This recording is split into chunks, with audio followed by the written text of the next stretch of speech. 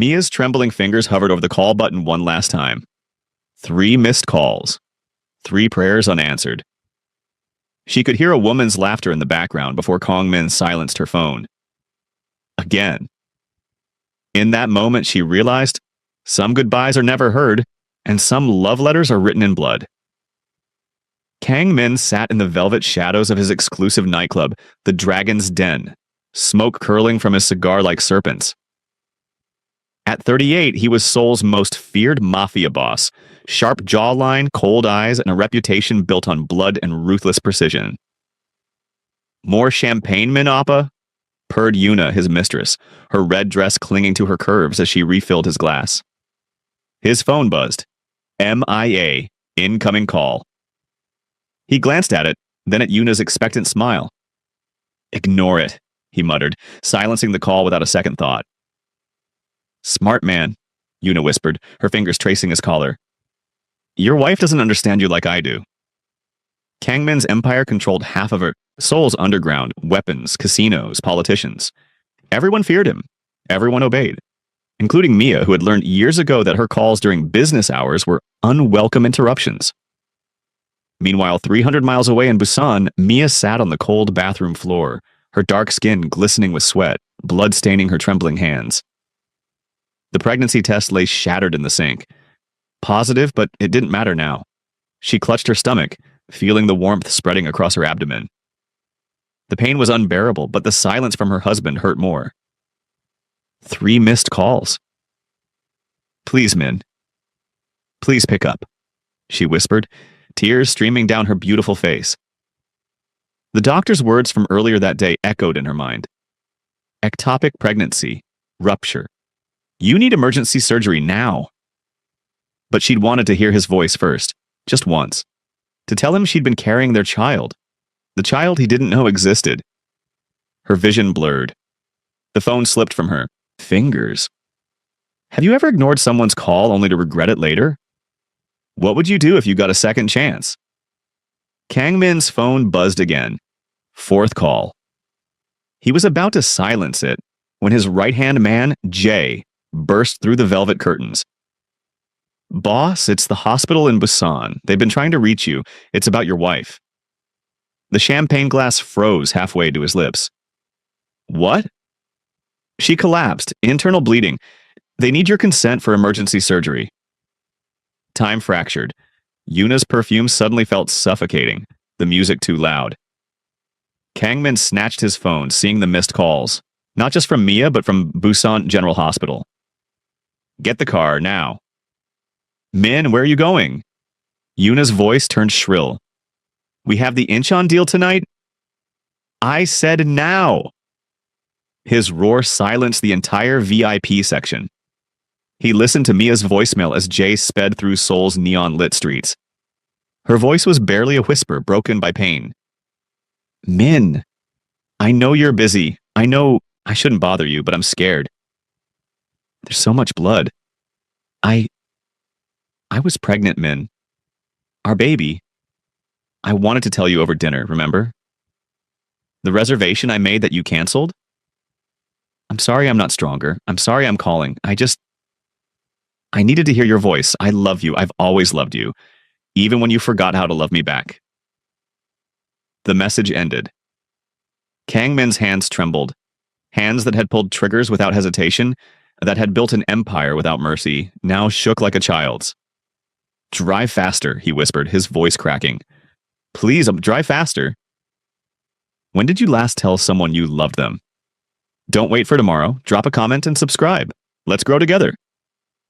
The hospital smelled of antiseptic and regret. Where is she? Kang Min's voice echoed through the emergency wing. His designer suit splattered with rain. Nurses scattered. A doctor approached, exhausted. Mr. Kang, your wife is in surgery.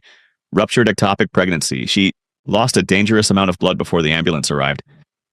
We're doing everything we can, but what? The next few hours are critical.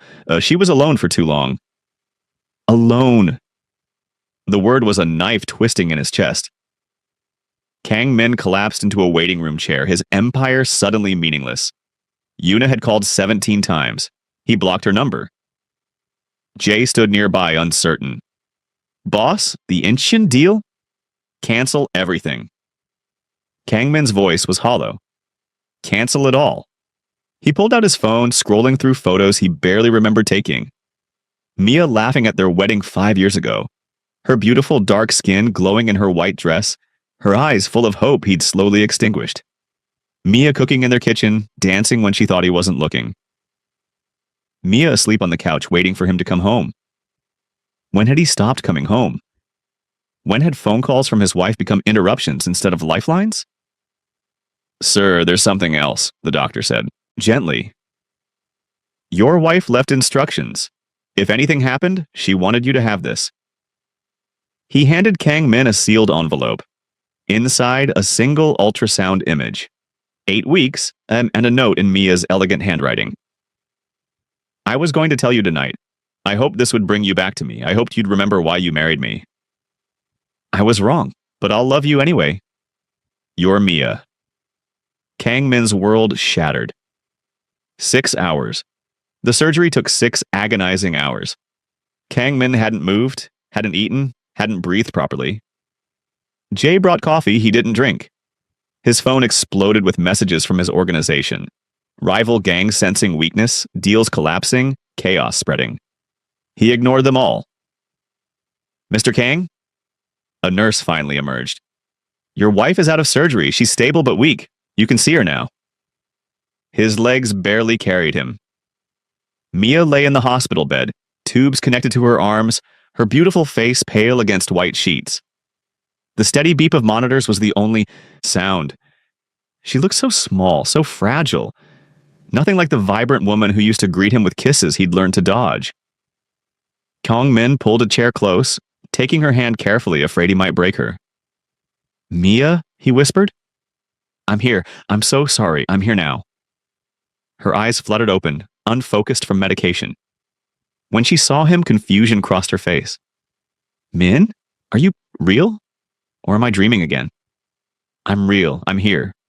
A tear slid down her cheek. You came. You never come. I should have come every time you called, every single time. The baby, her voice broke. Min, we lost... I know. He pressed her hand to his lips, his own tears falling freely now. I know, and I'm sorry. I'm so sorry. Mia's breathing was labored, each word costing her. Why are you here? Don't you have business? Someone waiting for you?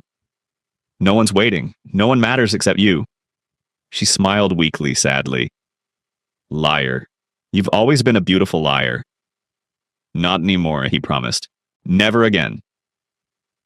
For 3 days, Kang Min never left Mia's side. His empire could crumble, he didn't care. On the 4th day, as Mia slept, he found her journal in the bag the hospital had saved. He shouldn't have read it, but he did. Entry 6 months ago. Min came home at 4 a.m. smelling like jasmine perfume, not mine.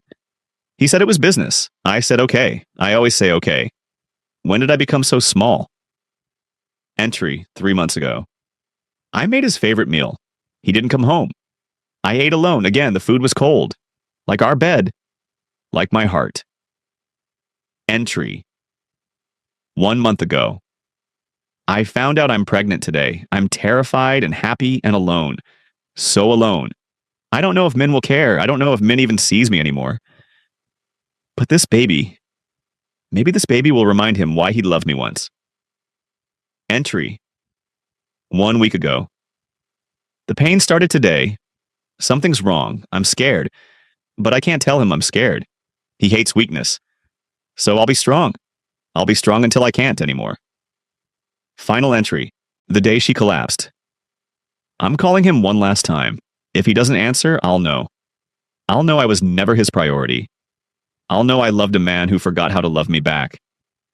Goodbye, Min. I loved you enough for both of us. It just wasn't enough. Kang Min's hands shook so violently the journal fell. You read it. He looked up. Mia was awake, watching him with hollow eyes. Mia, don't. She turned her face away. Please, I don't have strength for more lies.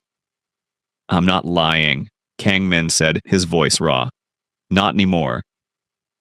Mia remained silent, staring at the ceiling. He moved closer. You wrote that I forgot how to love you. You're right, I did. But not because you weren't worth loving, because I'm a coward. She finally looked at him. A coward? You who commands armies of men? Yes, a coward. He sat on the edge of her bed. You know what terrified me most about you, Mia? You made me feel. In my world, feelings are weaknesses. Enemies exploit them, so I built walls. I pushed you away. I convinced myself that distance kept you safe. Safe from what? From me? From my life? From the monster I've become? Mia's expression softened slightly. You're not a monster, Min. I ignored your calls while you were dying. What else would you call that? Silence filled the space between them. Then Mia whispered, Do you remember our wedding night? You told me you'd burn the world down if anyone hurt me. I remember. You became the one who hurt me most. Her voice cracked. And I let you. I kept loving you, kept hoping, kept making dinner for a ghost. Kang Min took her hand. I don't deserve forgiveness, but I'm asking anyway. Let me fix this. Let me prove I can be the man you married. People don't change, Min. Then I'll be the exception. He pressed her hand to his chest, over his racing heart. Feel that? It only beats this hard for you. It always has. I just forgot how to show it. For the first time in years, Mia saw something in his eyes she'd thought was dead. Hope. 2 weeks later, Mia was recovering at home, their penthouse overlooking Seoul's skyline. Kang Min had been attentive, cooking her meals, reading to her, sleeping in a chair beside their bed. It felt like a dream, too perfect to be real. Then reality shattered their fragile peace. Mia woke one night to voices in the living room. Kang Min's voice, tense, and a woman's voice she recognized instantly. Yuna? You can't just cut me off, Min. After everything we shared nothing. It was a mistake. A mistake that lasted 8 months? Yuna's laugh was bitter. I'm not some random girl. You promised me things. You said your marriage was dead. Mia stood in the bedroom doorway, her heart shattering all over again. Kang Min saw her. Mia. 8 months. Her voice was barely a whisper. You've been with her for 8 months? It's over. It meant nothing. Nothing? Mia's scream echoed through the penthouse. While I was dying alone, you were with her for 8 months and you call it nothing? Yuna smirked. He never loved you. He told me, Get out! Kang Min roared at Yuna. Get out before I forget you're a woman. Yuna left, but the damage was done. Mia looked at her husband with eyes full of devastation. I almost died believing you'd changed. But you're still the same man who ignored my calls. The same man who chose someone else over me, over our baby. Mia, please. No. She removed her wedding ring, placing it on the table between them. I can't do this anymore. I survived death, Min. I won't survive you. Where will you go? Anywhere but here. Mia packed her bags as dawn broke over Seoul. Her body was still weak, but her resolve was steel. Kang Min stood in the doorway, watching her fold clothes with trembling hands. Don't leave. Why not? Give me one reason. Because I love you. Mia laughed bitterly. You loved her too, apparently.